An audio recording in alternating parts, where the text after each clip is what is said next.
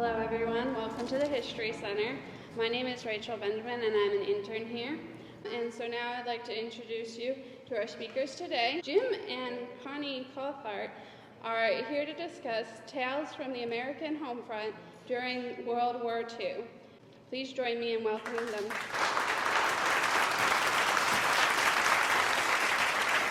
I'm going to hand this over to my better assistant to start us off. Okay.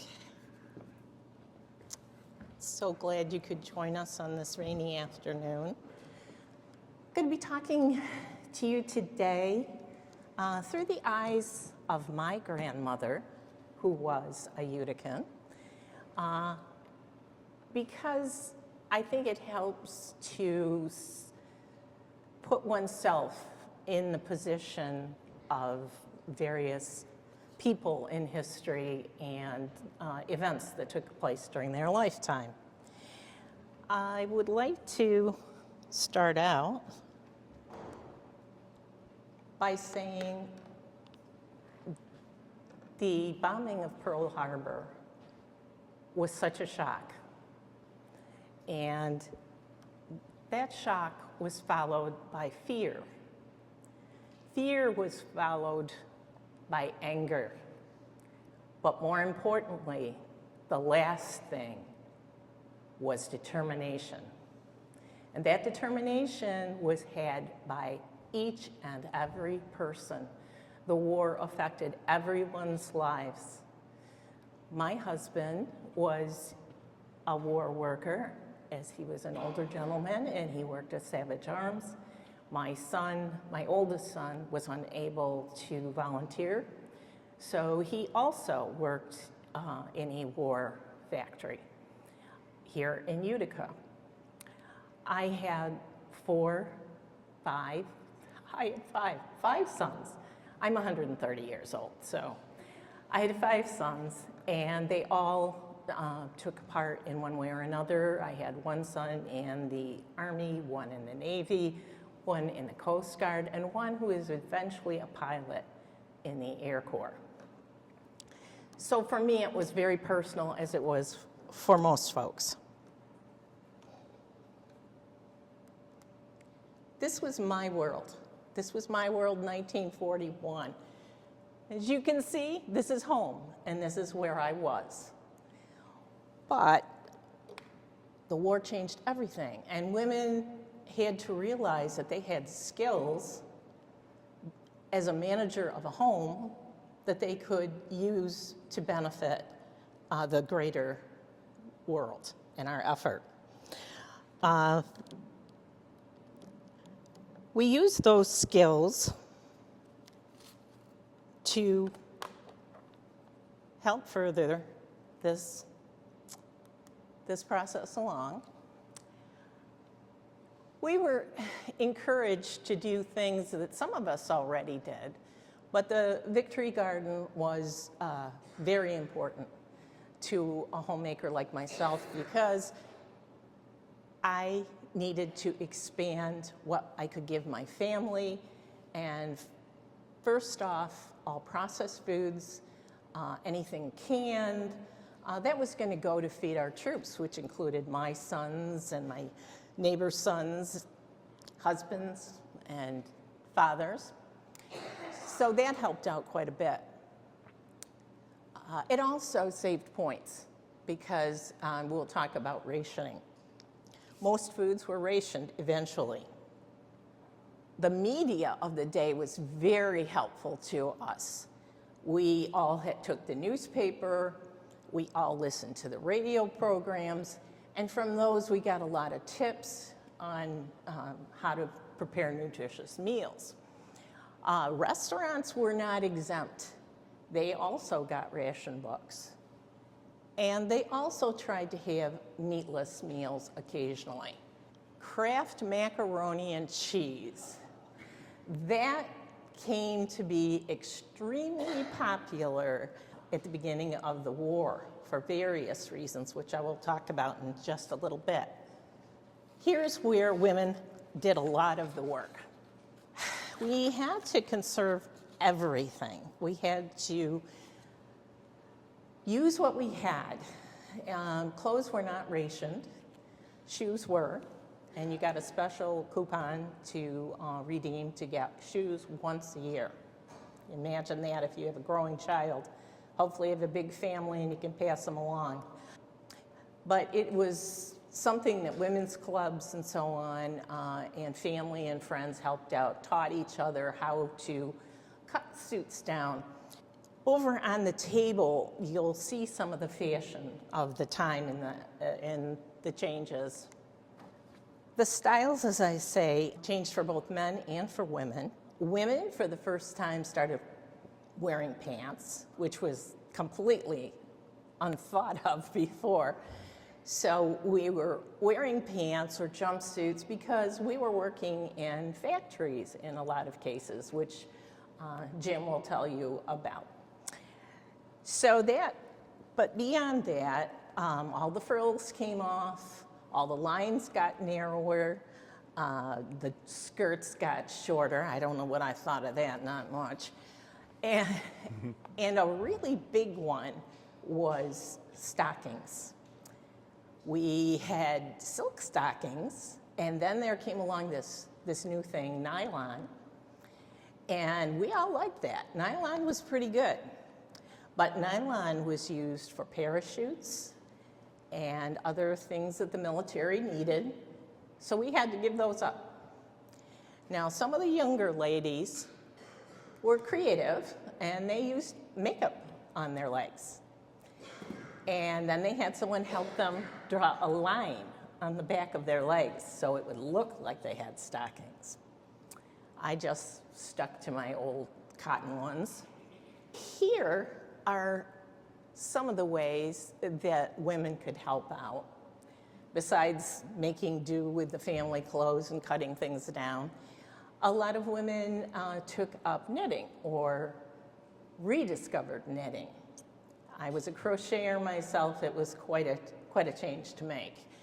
But these are useful items that the Red Cross put out these instructions for making helmet liners, socks, wristlets, things like that.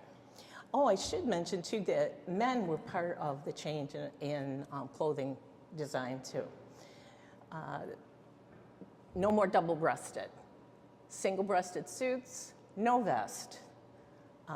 Cuffs went away, and it was just a much simpler look. And of course, for men, they had the standard work uniforms, less pockets, nothing to catch.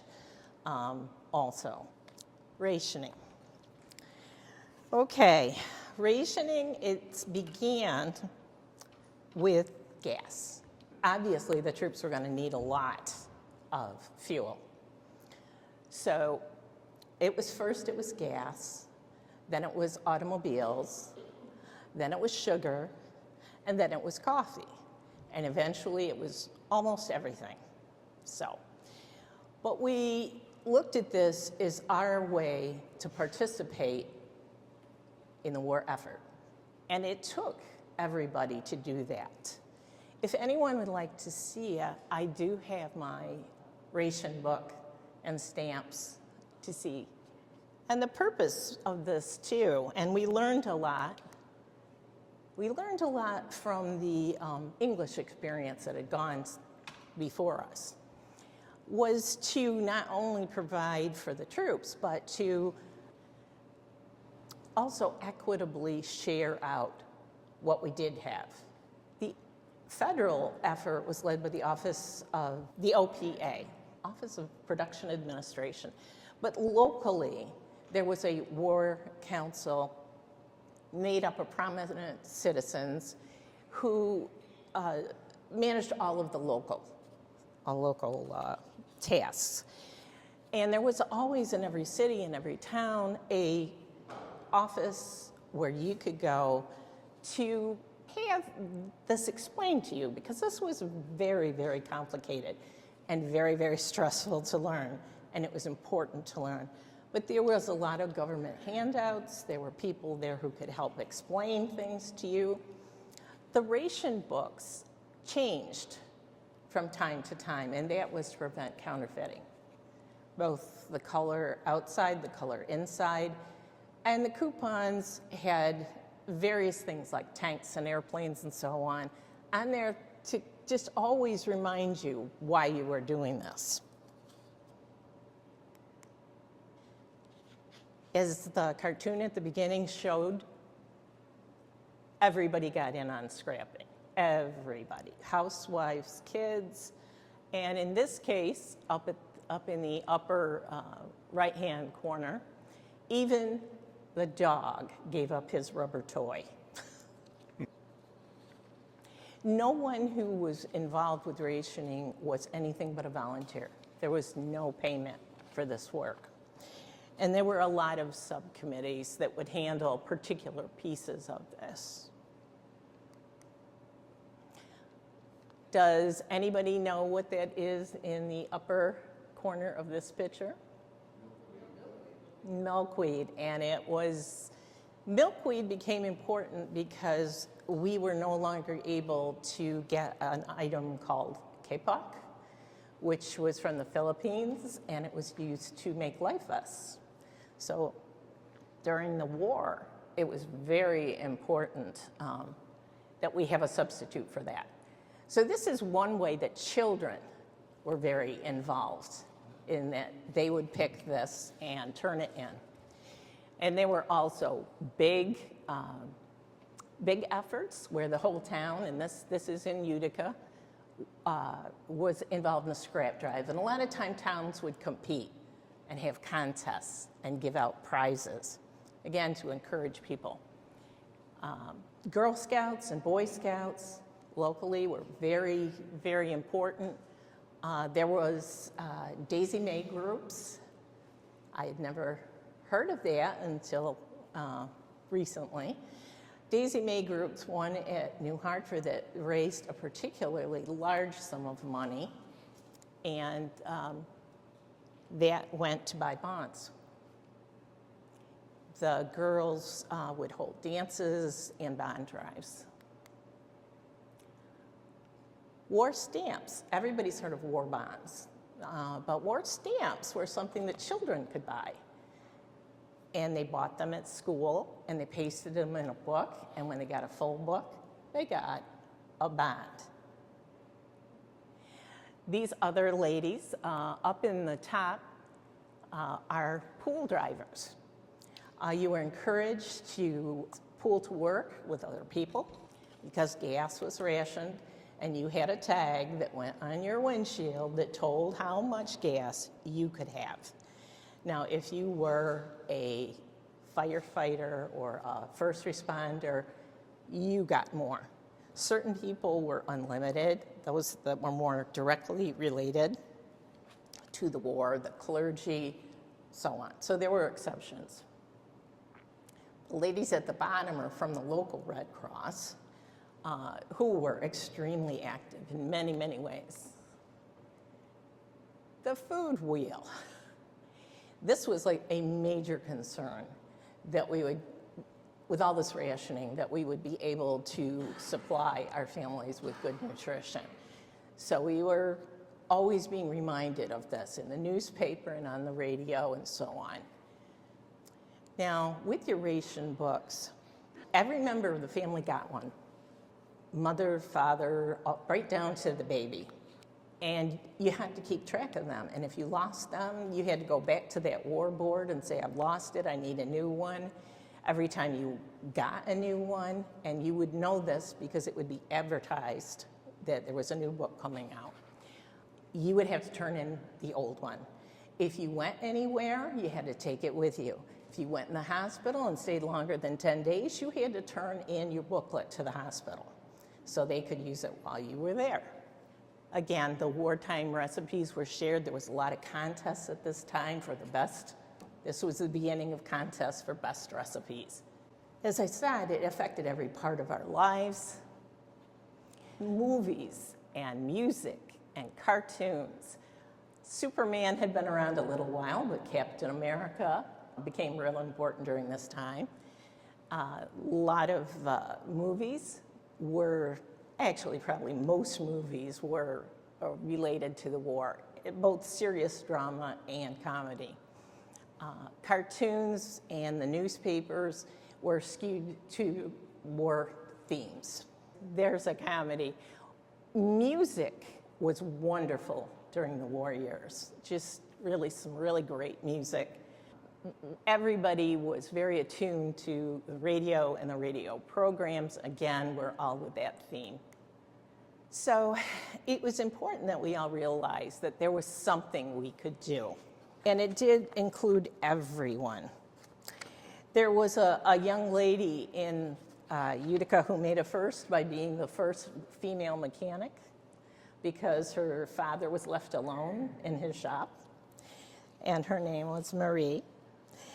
There were children that told of their sacrifice, which was if you wanted to buy candy, it was rationed. You could only buy one per week. And you had to put your name down so they knew you didn't come back and go for more. It's part of the scrapping. I've forgotten this. But Macy's in '42 donated their balloons to the cause. So everybody got in on it. Other things that were really important during this time, besides movies, were dance halls, because after all, we did have to have some light entertainment as well. And we did a lot of dancing because there was a lot of good music. This picture on the left is one of the canteens. Now, the city of Utica held a drive and gathered money and was able to provide a mobile canteen for the soldiers in France.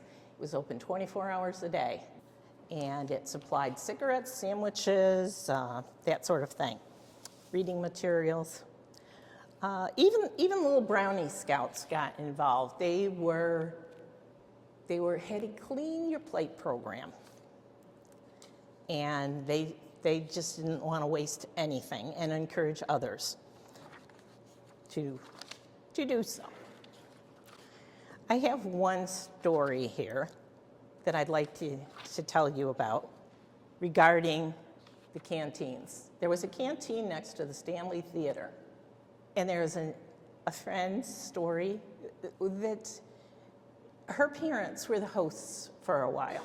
And she was only 16 years old, but she got to go serve sandwiches at the canteen, and she was thrilled. Now, she made a grilled cheese sandwich for a soldier. She danced with that soldier, and she made him grilled cheeses for the rest of his life. So that was a good story. Another is of the people that worked on making the Christmas baskets for the troops.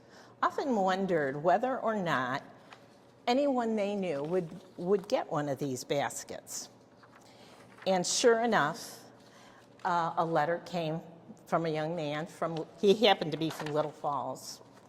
And I'd just like to tell you briefly, he, Robert J. Skelton, a Little Falls resident, this was in the newspaper, wrote, "I would like to thank you for the kit I received at Christmas time. They were given aboard the ship and they were appreciated very much. It really seemed like something from home to me. I was inducted at Utica. You're doing great work and we really appreciate you." In his kit, he received razor blades, pencil and writing paper so he could write home, a polishing cloth, pins and needles for repairs, candy, cards, and a paperback book. This meant a lot, the connection to home. Now, Jim is going to tell you about mobilization for the war. I know I only dipped my toe into, I just hope you realize how we were all involved. Thanks very much, Connie. All right, so now a little bit more, I mean, obviously everything's serious, but truly indispensable mechanization and gearing up for things. This is on the home front. Obviously, you had the importance of the Red Cross, the civil defense, and as you can see, there are many different functions that you could perform as a part of the civil defense. In fact, the folks here at Historical Society were able to bring down a civil defense helmet that was actually used. And it is not a plaything, it is heavy. One of the items that I came across was information from grandniece of a gentleman who served during the wartime emergency radio service. And in there happens to be a photograph of downtown Syracuse, Clinton Square. And this is just moments before practice blackout was conducted. Here it is afterwards and beyond. Blackout was important because although it has been proven that unless the airplanes by the Japanese or the Germans were carrier launched, they would not be able to reach anything in the United States. But it was taken seriously because you never know. The whole idea, and of course the British and other allies had already been under blackout procedures for quite a long time. This happens to be a pass that a nurse was issued so that she could be out after and during dark. The information that was shared with me by a Jennifer Bailey was of her great uncle Nathaniel Grays, and he was a GE employee, but ham radio was his thing. And just so you know the importance of history, Jennifer told me that they had cleared out his house and nobody really cared about this, but she went dumpster diving and brought a lot of this information to me so that it would be preserved in some kind of story. So literally it was saved from the dump. He received obviously an FCC license to do the type of broadcasting he was. This is a typical setup for emergency radio systems. In and amongst the things that Jennifer was able to save was the civilian protection program for Onondaga County. In here was a complete list of all of the action items, who to report to, things like that, from observation posts to radio frequencies. And as you can see, there's a mobile, very rudimentary early mobile unit, civil defense. They were a going and growing social group at the time, formed in 42 and through the end of the war. I think they may have lasted till 46, complete with bulletins, mimeographed bulletins of what was important, interesting items for folks to know. And of course, you had scouts and older gentlemen, or seasoned people, as I like to refer to them now that I'm getting into it. And of course, the nurses that were part of any kind of voluntary service. Here's a typical kit on the left of what a civil defense warden would be issued. You can see the helmet, you can see first aid belt, noisemaker, gas masks, and a flashlight so that people would know, exactly what to do if they were directed towards something. Observation posts. We kind of think of that as quaint now, but there was very serious taken up in all little towns, villages, and big cities. These were some pictures that came from the Onondaga County emergency plan, but as you can see in the lower left, there is also a rendering of the Clinton Air Observation Post. And people took it very seriously. Their time served. These two ladies are doing their time at an observation post in Syracuse, and you can see that in order to give accurate information, the different quadrants of their post were noted so they could tell if there was enemy planes coming from what direction. You can see north and then northeast, so that everybody would be given as much helpful information as possible. This was a national publication that went out, things to be aware of as people were serving their functions, do's and don'ts. Some of the observation posts were more opulent than others. As you can see here, this is Dutchess County's little spotter shed. Elmira, that's inside of their observation post on the right, and kind of a cartoon thing. This is in Syracuse. This was their sort of nerve center, main control room for the the wartime radio service. And you can see Kraus-Heinz siren. If there was an air raid, it would go off and warn not only the employees, but anybody in the neighborhood. And even in, both Connie and I come from Oneida, even in our little town, city, there was a spotter shanty on top of what was the North Broad Street School. So, everybody was in, as she said, in on the action. And of course, even the students were made aware through identification placards as to who were friend and foe. A little different change now. As you can see, these are POWs on the left. You may notice that the coach says New York Central on it. I'm currently reading the story of German and Italian POWs in the United States. And the Germans that are getting on board, these look to be Afrika Korps. You can tell by their distinctive uniforms. And picture turns out was in Boston. These were surplus coaches that weren't being used. And the Germans raved about how luxurious they were in comparison to the boxcars that they were regularly transported on in Germany and throughout the war. Various POWs were put to use farming-wise. As you can see, there's a harvest happening. It looks like, it might be corn.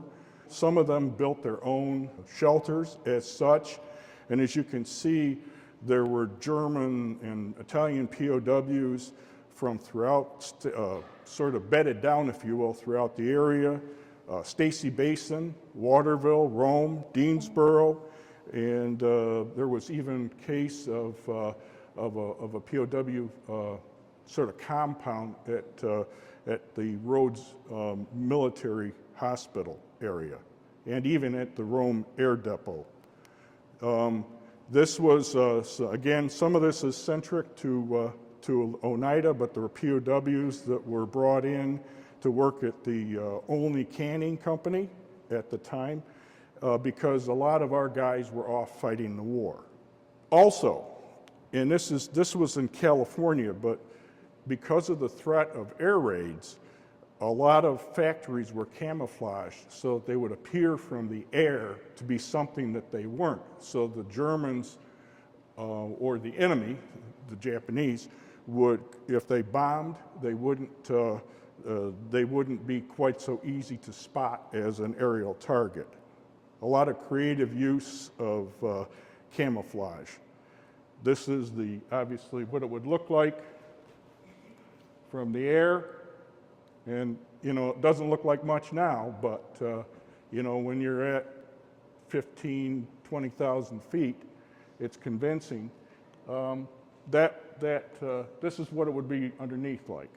So I'm researching now the story of the Rome Army Air Depot from 1942 to the time that it was decommissioned. So these were some pictures I harvested, but any talk of the defense program in the area would be remiss if I didn't at least mention something about Rome Army Airfield that eventually became Griffiths. The type of things that they did, they repaired planes. There is a plane that they repaired that was the first airplane that they repaired at the Rome Air Depot, and the workers were so proud of it that they put a placard in the cockpit saying this is the first airplane repaired by the Rome Air Depot. Please let us know what happens to her. And sure enough, guys reported in, crew chiefs, pilots, things like that. And it's an interesting story, which I'll go into in the Griffiths story, about the WASP, the Women's Air Service pilot that was tasked to bring that plane to the disposal dump out in Amarillo, Texas. So kind of a poignant story. So you just have to have me back for that. All right, the Rome Air Service Command, obviously there was a lot of women participated to supplement the efforts of dwindling male resources. Rome Air Army Hospital off of Burstone Road. This shows you what the actual facility looked like, the orientation, and now that would be where the Home Depot is and Slocum Dixon and ConMed. It was my understanding, by the way, that that was supposed to be the site of what became the Rome Army Airfield, but it was not big enough. So that's why the idea for an airfield was moved out to Rome, where there was a lot of farmland to use. Obviously, the type of things that were happening at the Rhodes Military Hospital, you had a lot of bone repairs that were happening. Some of these were volunteers that worked here, some were nurses, trained nurses, some were employees of the facility. The Gray Ladies was a group of women volunteers, so named for the fact that they were older and would help out in nice kinds of ways, helping to write letters, maybe read to soldiers, things like that. I'm not going to get into it a lot of time on this, but I do want to obviously acknowledge the fact that Utica is and has always been a refuge for immigrants to this area, and it continues to this day. So Utica itself became very involved in the war effort because of the mechanization that had happened, because of the manufacturing that was here, and also its central location with north-south and east-west transportation lines. So we're going to go through, and again, I apologize if there's anybody who feels that their business has been left out or something that they learned about. I'd be happy to include it in future presentation. Here's General Electric. This is when they were out on Broad Street. In '44, they opened a radio tube plant in Utica. They employed 250 plus people, and after the war, GE expanded operations in Utica, leasing old mill buildings on Broad Street.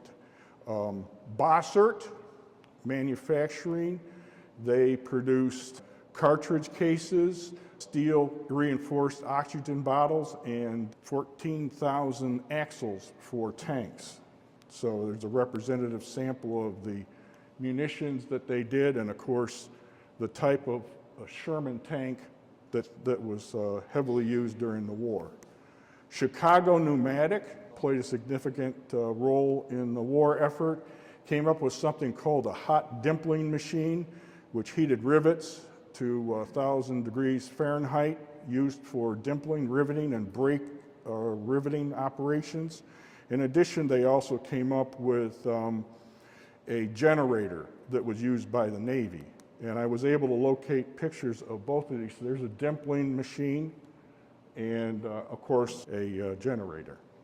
Rosie the Riveter. Though this is Rosie the Riveter from the Chicago area, I believe, became a folk icon. And the image is a woman taking a break with a Chicago Pneumatic rivet buster on her lap. So, again, we needed heroes. Now, because you're going to be using women in the workforce, you have to know how to treat them because of the unique species that they are. This is not me, this is the time. They are dexterous, they have nimble fingers, women are accurate, they're precision workers, they're good at repetitive tasks, and they are fine color and material observant. So There you go. You have to know how to employ women back in the day. Darman Manufacturing created a continuous cloth roll cabinet. Eventually they were used during the war for the development of shell casings. There's an example of one of the shells. And of course we get to Savage Arms, home of the Thompson submachine gun, perhaps the most lethal submachine gun of the day. And I thought it would be kind of cool not only to show the plant, but also our allies were using those machine guns. I couldn't resist because I love armaments. Here is a whole bunch of the stocks for them. And I'd never seen an actual layout of what Savage Arms looked like. Usually you just get that little postcard picture that you see. But this was the actual ground footprint. Utica Cutlery made bayonets, made sheath knives. I had, as a kid growing up, I had a sheath knife when I was in Scouts that looked suspiciously like one of these, and you can see obviously there's the cut master embossed, or I should say struck into the blade. Union Fork and Hoe down in Franklin made bayonets, different digging implements. In fact, here's anybody who watched World War II movies would recognize the entrenching tools that you usually saw Marines going ashore with in the Pacific. Divine Brothers had a fog producing machine that helped camouflage troops as they were assembling or maneuvers by equipment. Brenner Company, refrigeration in the area, and they also contributed to the war effort with their compressors. This I thought was an interesting, and it was actually Connie found this, something called the American Emblem Company. And these folks apparently produced various awards and insignia, that sort of thing. Here's some of the women working there. If anybody's got any more information about that, I would be happy to hear about it. Now, Connie had mentioned the importance of the rationing boards. Even the funeral directors got involved. If somebody died, they voluntarily surrendered the deceased ration booklet because they weren't going to be using them anymore, all right? Kind of on a lighter side thing here, Sky Watchers happened to see, this was St. Johnsville, they happened to notice a couple of folks doing things that weren't exactly right for what was expected to be done. It turns out they were chicken thieves. So sort of a side benefit of watching what's going on. The one I really liked was the story of the couple of scouts from Camden that were hiking into Rome Air Depot for a camp out. They wanted to do this to qualify for probably hiking merit badge. So as people went by and offered them rides, they said, no thanks, we're walking. So they thought that they were escaped POWs. So talk about a little paranoia. And if you violated rationing criteria, butchers were penalized. You know, everybody was very seriously dealt with. I kind of like this one because of the scrap drive. Apparently these young lads were encouraged to get tin cans and whatnot. And apparently the Tin Man decided to show up. And civil defense was a major priority for the students as well as adults. Can you imagine sitting down to an interesting program of how to deal with incendiary bombs and what you're supposed to do if you come across them? But that was life. All right, now I'm going to switch a little bit to the west of here, excuse me. Oneida Limited obviously played a big part in the war effort, a lot of metal, surgical instruments and whatnot. One of the things I found out that was interesting was that they also had a separate facility in Canastota where they had bought the Rex Wagon Company that was going bankrupt, but it had a bunch of contracts with the U.S. government. And so Oneida Limited took them over, and what got my attention was aside from the fact that it was the Rex Watson Corporation, but also they had developed a bomb carrier for the Army Air Corps. And if you look real close, you can see, I don't know if you can see it, but it says manufactured by Oneida Limited, Canastota location. So we made it to the big leagues. They also did stake rack trucks. In the Syracuse area, a little farther west, you had anti-aircraft gun mounts by the Washing Machine Company. Syracuse, China, created ceramic anti-tank mines. The Smith & Corona made rifles.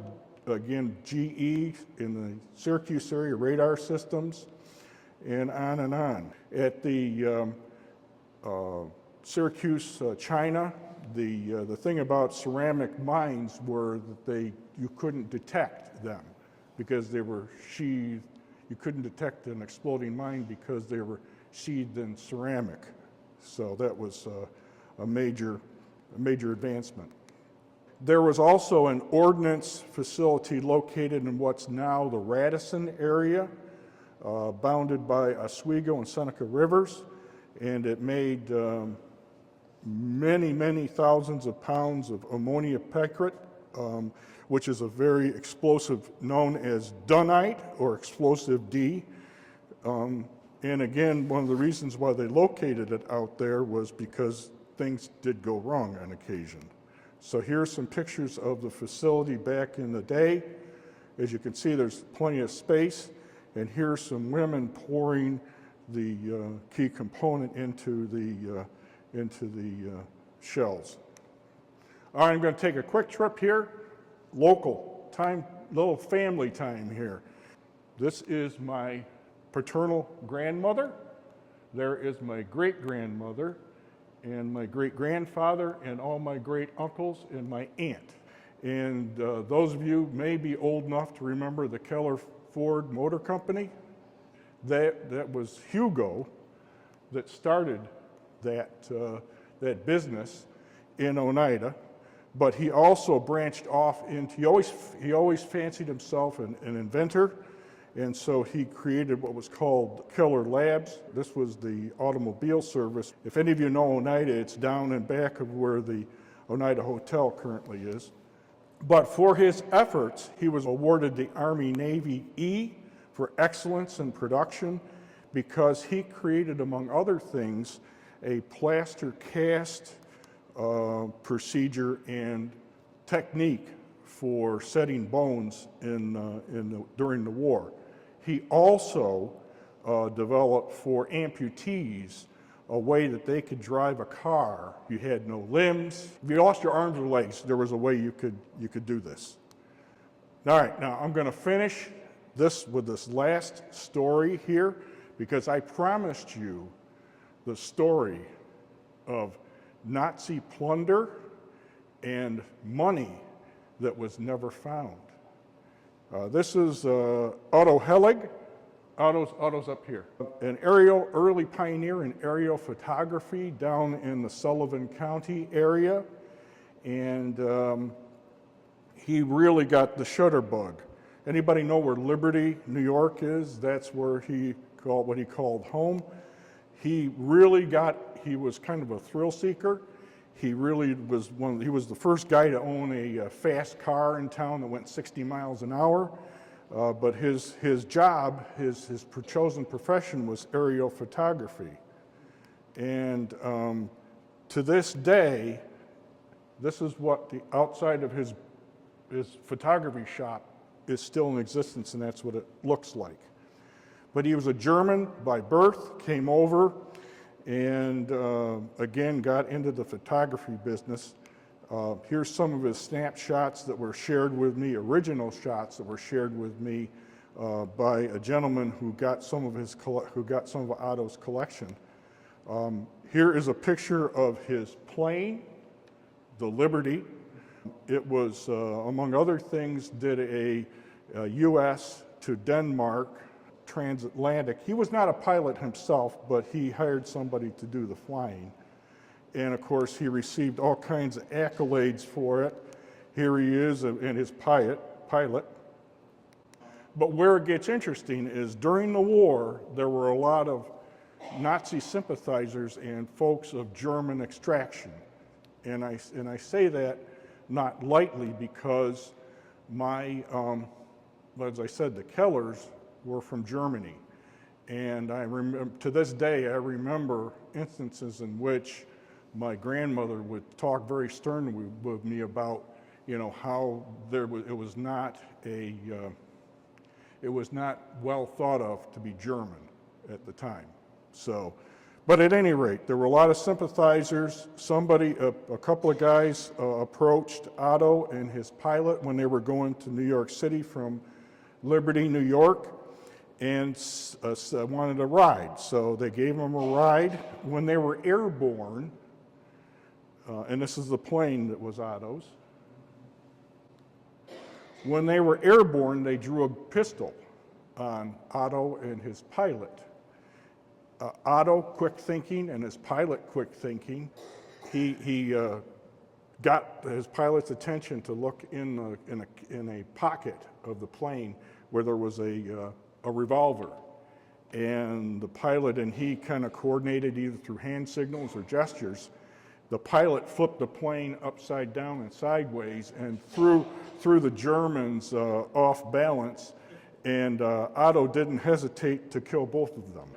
They obviously returned to the ground with the two dead bodies, but it turned out that there was a bunch of money that it's unrecorded as to how much they actually surrendered versus how much they had, that the Germans, the Nazi sympathizers, had brought with them. So, as it turns out, the idea was for the sympathizers to buy enough explosives to blow up an important train trestle down in the Sullivan Liberty area. Obviously, that didn't work out. But, okay, I'm not going to take the time now to go through all the clues, but those of you who are treasure hunters, there's 50 copies right there. Mm-hmm. The money has not been discovered, all of it. Some of the money went for good works that Otto and his pilot agreed would be good use of the money, but not all the money. So if you got time and you want to travel, and I can tell you that it has yet to be found. Here's the guy that gives the narrative on it. It's Bob Jenner, and he gives step by step as to what happened, and of course he has thorough clues. I want to thank my wife for doing her part of this talk. I want to thank Jen Bailey for her great uncle's information, Matt Ertz for information about my family's Keller Labs, Tony Gianti for the Otto Helig story, Bob Jenner for the use of the narrative, and then, of course, the Oneida County History Center. Yes? I just want to add something at the end. Oh, excuse me. So, with that, apparently she wants to add something. I'm used to this after 47 years of marriage. So. I would just like to say that I made for you last night. Oh, right. Some goodies, and it's in the back on the table, and they are wartime recipes. The bread we still have every Christmas in my family, and I can vouch for that. I think it's really good. The other is a no egg, no milk chocolate cupcake. And just like back in the day, sometimes you hit one out of the park and sometimes you didn't. It's a good little bite, but they don't look really pretty. So I would hope that you would give them a try. The recipes are there, so you know what's in them. And please take a look at some of the things that we brought with us. If you have any questions, we're going to be here to answer them for you. Thank you for your time and attention.